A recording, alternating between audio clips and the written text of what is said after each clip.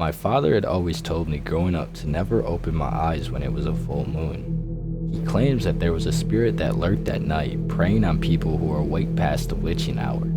I never believed those silly stories he told me. I thought it was stupid. I never believed in urban legends. I really wish I did. It was May 26, 2002. It was going to be a full moon tonight. I always loved staring up at the sky at night. The stars twinkling, the sounds of owls, it always gave me a sense of calming. But tonight, it would be much more different. I was sitting on the couch watching a movie on the TV. I had a bowl of popcorn on my lap and was heavily invested into the movie. My father came into the living room, standing in front of the TV. "It's getting late, Kira," he said, crossing his arms. "It's nearly midnight. Please go to bed," he frowned. I rolled my eyes at this. I was still watching the movie. I wanted to finish it. "No, Dad, I'm watching a movie," I responded, leaning my body to try and see the screen. "Kira, listen. I told you many times what happens whenever you're awake this late." He stared at me. "I don't want it to hurt you." "Dad, come on. Are you serious?" I held back a chuckle. "There's no way you actually believe that." I smirked. His face faltered, and it contorted into a more agitated look. "I'm not going to ask you again, Kira. Go to bed," he insisted, narrowing his eyes.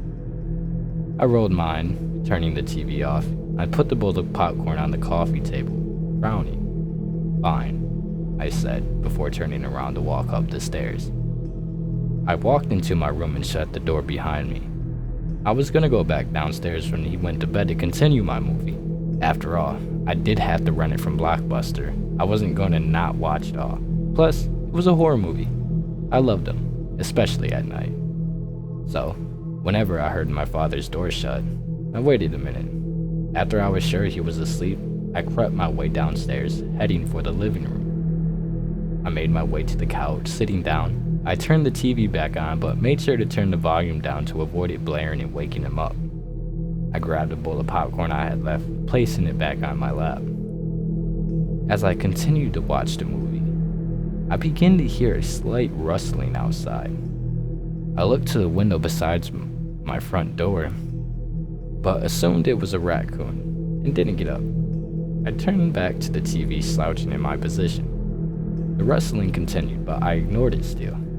Little guy must be digging through the trash. Not my problem. My dad would clean it up. I soon heard soft tapping on the window. It's just a moth, I thought. A moth hitting against the window, trying to get towards the light. I ignored it once more, but the tapping persisted and only got louder. The movie eventually ended, and I got up to put the finished bowl into the sink. I walked into the kitchen, placing the bowl into the sink. I looked up to stare out the window and saw a face.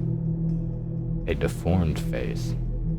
I stumbled back, my heart racing. The face was pale, almost translucent with hollow dark eyes that seemed to bore into my soul.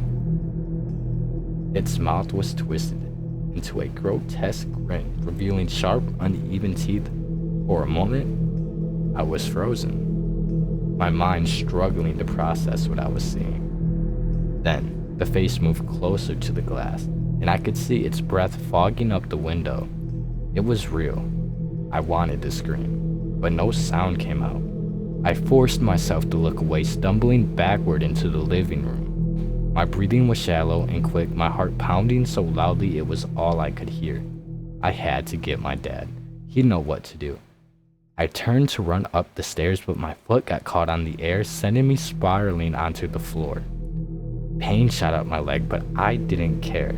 I scrambled to my feet, but then I heard it, the front door creaking open. I whipped around, my eyes wide with terror.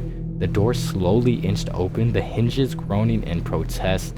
A cold draft blew in, chilling me to the bone. I took a step back, glancing towards the stairs, but it was too late.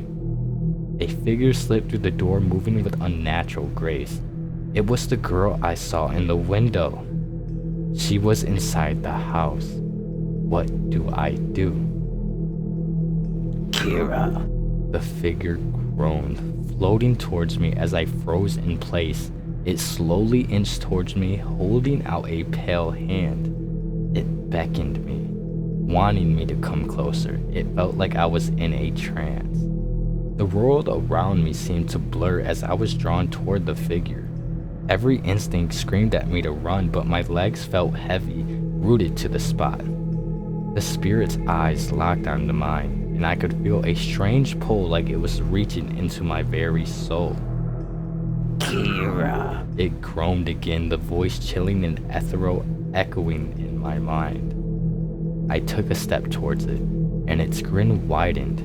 I don't know why I started walking towards it, but my body felt so light I was drawn to it like a moth to a flame. I took another step, my mind screaming at me to stop, but my body moved on its own. The spirit's grin widened, revealing more of those sharp, uneven teeth. A sense of dread washed over me, but I was powerless to resist. I now stood in front of whatever it was, and its eyes bore into my very being. "Come with me," it whispered, its hand extended farther towards me. I raised my own, placing my hand on its cold, dead fingers. The chill spread through me, freezing my blood and numbing my senses. For a moment, the world seemed to fade away, and I was consumed by darkness. The spirit's hollow eyes glowed brighter, and its grin grew impossibly wide. "Yes, Kira," it groaned as it began to lead me out of the house. But before we could leave, a bright light flooded the room, breaking my trance. I was yanked backwards, away from the spirit's grasp. I fell onto the floor, frozen in place. The spirit shrieked, recoiling from the light. It vanished into thin air just like that. It left me spooked. What just happened? "Kira," my father said, his voice shaking with relief. He knelt beside me, pulling me into a tight embrace. "Are you okay?" I nodded, still catching my breath. I'm fine. What was that?" He helped me to my feet, his expression a mixture of relief and grave. "That was the spirit I warned you about. You should have listened." I shuddered, remembering its cold touch. "I didn't believe you. I'm so sorry, Dad." He hugged me tighter. "It's okay, Kira. The important thing is that you're safe now, but you have to listen to me from now on. These things, they're real and they're dangerous." I nodded, the weight of his words sinking in. "I will. I promise." He sighed, leading me towards the stairs. "Let's get some sleep. We'll talk about this in the morning."